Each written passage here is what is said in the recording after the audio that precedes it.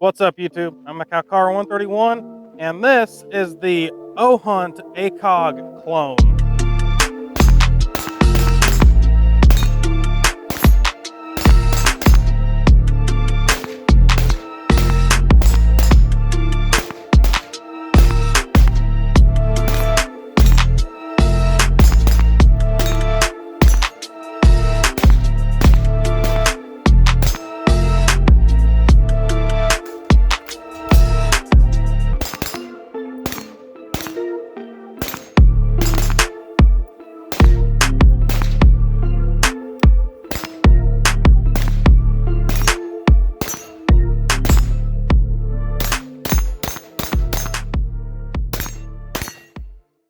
For those of you that don't know, which I'm willing to bet's probably most of you, Ohhunt is a cheap Chinese or like knockoff company for the most part.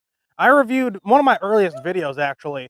I reviewed one of their handguards, a $30 M-Lock handguard. I reviewed it right up here. Pretty sure it's one of my most viewed videos too. It blew up for some reason. But so that's a little bit of experience I have with them. Spoiler alert, if you're not going to watch that video, which you definitely should, it's better than I expected. I went into it, it's 30 bucks. The handguard. I was expecting it to be complete trash. It wasn't that bad for like a range toy or something that's not going to have a lot of serious hardcore use. I think it'd be perfectly fine. Like the average Joe, like just a casual guy, he wants to upgrade his basic Smith and Wesson M&P 15 or something, have it make it look a little bit cooler. He wants to kind of get into customizing it a little bit, so he gets a cheap $30 handguard. I think that'd be a pretty good use for it. So that's why whenever I saw this on the Ohhunt website, it's a look at it. It's a clone of an ACOG. It's all it is. It's a $70 clone. Spoiler alert, $72.99 I believe is what it costs. Uh, I believe the TA31, I think, is what this is a clone of. 4-power ACOG. They have this one, the 4-power Ohhunt. They have the 4-power. They have a 5-power. I think a 3.5 power. I'll throw up what different ones they have, but they don't call it an ACOG clone, but it's very obviously a clone of a Trijicon ACOG. So I saw this and I'm like, you know what? I have a little bit of previous experience with Ohhunt, so let's give it a shot. You know, it's 70 bucks. I can't really be out that much if it's bad. How bad can it really be? Your Ohhunt ACOG clone actually comes in a pretty decent box, all in all. I mean, it's a pretty tough plastic, but front Ohhunt 4x32, 1/2 inch eye relief. Obviously, you can see all the specs: fog proof, nitrogen, shock proof. This is the reticle I got it in. I got it with the green fiber optic. It does come with the red fiber optic and a couple different reticle options. Field of view, for the record, is one area where it's going to change a little bit from the actual TA31, which I'm pretty sure this is just a knockoff of. The TA31 has like 36.8, I believe, feet at field of view at 100 yards. But pop it open, scope. We'll get to that in a second. Little silica gel packet. Underneath here, we have cleaning cloth, but the manual. See right here. I did buy one of these too. It just hasn't shown up yet. A little RMR mount. So we'll see how that does whenever I get it. TA51 mount. The mount, like I said, it shows it as a TA51 mount. I have absolutely no idea if this is actually the Trijicon TA51 mount. I kind of doubt it just based on price. But if it isn't the same mount, it's just a straight same thing with the optic. It's just a straight clone of it. And right there it shows front sight. That depends on the type of version you get. This one obviously does not come with that. Some of the specs, the different versions that Ohhunt has. Disassembly, and it's very difficult, honestly. There is 2 flathead screws, but thank God they give you a page for disassembly instructions. After that, it goes to different languages. As far as the actual optic, it feels, shockingly more well built than I would expect for like an $80 ACOG clone, It weighs, I believe, 14.8 ounces, something like that. You should be seeing so pretty similar to the actual ACOG. And as you should be seeing, I'll throw up the specs side by side on screen here. They are very similar. Come on,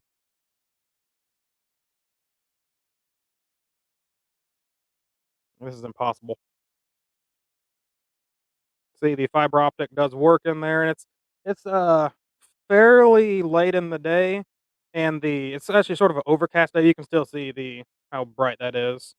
Put my hand over it, you can see it dims down. So the fiber optic does work. As far as overall specs, I'll throw them up on screen as well as compared against the TA31. But all in all, it is shockingly close, honestly, considering it's an $80 Chinese clone. It's pretty darn similar to the original TA31. Does not tell you which direction to twist for it to actually change. I'm guessing it's clockwise, which I will annotate in once I actually figure it out. And because this is such a high quality clone, one issue I've discovered is this front Picatinny slot, this rod that interfaces with the Picatinny slot actually sticks up, with the interface right. One in the back, definitely don't. Now, if you look right there and compare where the holes are, you can see pretty easily that one is way far down compared to that one. If you look at the outside, you can see the same thing. The one on the left is a whole lot higher than the one on the right. Now, as far as evaluating the Ohhunt ACOG clone, I started out with just shooting it. So I mounted it up on my KM Tactical 20-inch upper, which you can find my review of right here, and I just did some shooting with it. I had no issues with it. I believe, 400 roughly rounds through it. It held zero, near as I can tell, and I had no issues with just like again normal use. Not anything extreme, just normal, casual use, no issues at all. Now, after I did that roughly 400 rounds, I decided to test how waterproof it is. Didn't go real well. All right, let's test out how waterproof this Ohhunt ACOG is. So, for the record, the Trijicon TA31 that I believe, near as I can tell, this is a clone of, Trijicon says that it exceeds military standards for waterproofing. There's one review I found that says they give a number. They actually say it's waterproof up to 11 meters, which is roughly 33 feet. Now, unfortunately, this is a cheap Chinese clone, so they don't have an official waterproof rating for this. It says on their specs, it says something along the lines of waterproof, fogproof, shockproof, I think all in one. And then, yes, that's all they say. So I have no idea how waterproof this is, assuming they're telling the truth. So I kind of worked up to it a little bit. So my first part of the waterproof testing was I was at the range, it was raining, I just left the rifle out in the rain. You'll be seeing a clip of that right now, and it handled it perfectly fine. That was, as of recording this clip, yesterday was whenever I did that little rain test, and I don't see any issues, I don't see any water in it. There's nothing kind of getting on the lens as I move it around. So I believe it did in fact pass that rain test. So just kind of general elements that realistically you're most likely to experience, you should be fine. However, actual waterproofing, let's find out. Now I'm going to work up to the koi pond, which is about 4 feet deep in the center. I'm going to work up to that. I got a 5-gallon bucket here, about 3/4, 4/5 of the way full. We're going to drop the Ohhunt ACOG in there. Make sure this is tightened down. I don't want to cheat it, but it is 350. I'll be back in an hour, and we shall see if the Ohhunt ACOG is still good. All right, it is 4:49, so 4:50. It's been an hour. The Ohhunt ACOG has been sitting in the water. Try and get the water off.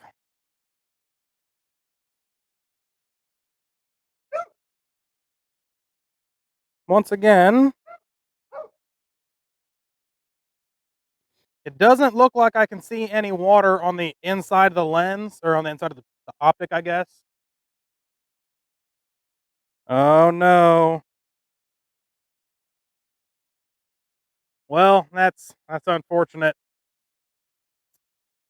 Upon further investigation, there is water on the inside of the lens. It's still working. Cut that out.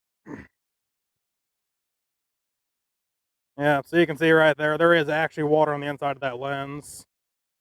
Not sure how it got in there, but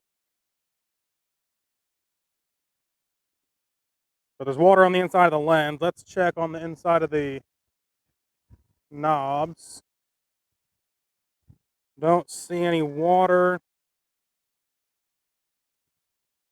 That's not surprising though, considering there is an O-ring and I oil the threads on all my optics, all my gear really, so that isn't really surprising that there's no water in here. Very unfortunate water on the inside of that lens. Again, it's not wiping off. So very unfortunate that there does appear to be water on the inside of the lens. I am not sure how it got in there. I really don't know. But water got on the inside, unfortunately. When it was just come to rain, like the rain test, I think you should be perfectly fine, which again, realistically, that's probably all you're going to experience unless you're doing a lot of waterborne ops in your mom's pool in the backyard. Who knows? But uh actual dunking underwater, it failed sort of. There is water inside of it, but it still works. So, let's keep going with this review, and I'm going to dunk it in the koi pond. Yeah, the koi pond, and we will see how it does after an hour of that.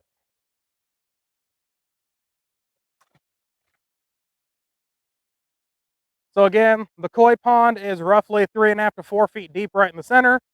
It is now 450. I'm going to say 550. Come back and check it. I really don't have high hopes for this, but oh, we got a straggler. Little hitchhiker.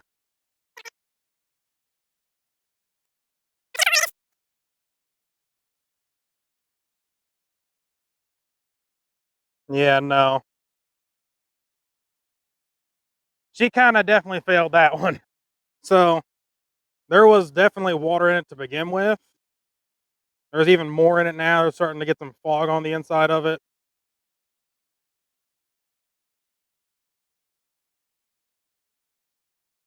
You can't see super well, but there's something obscuring the left side of the lens.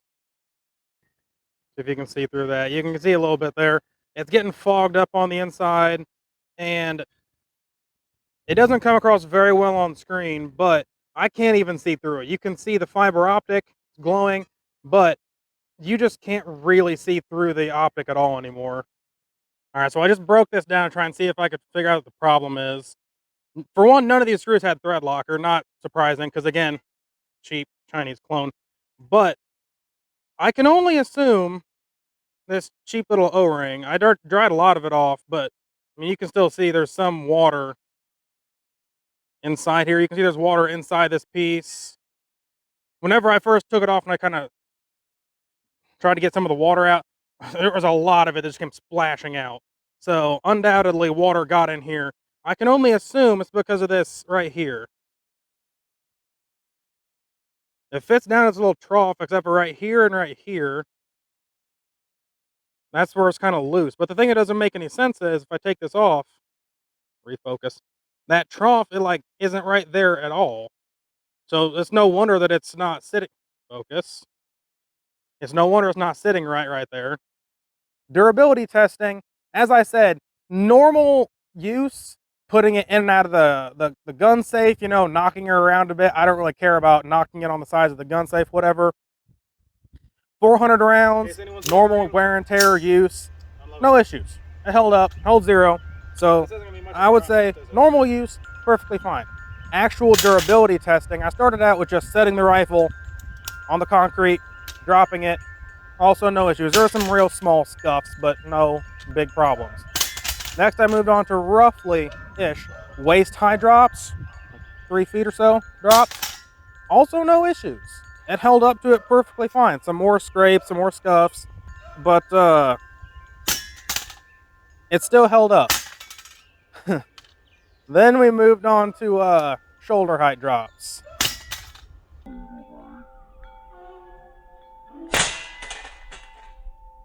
Yeah, so there was some issue with the shoulder height drops.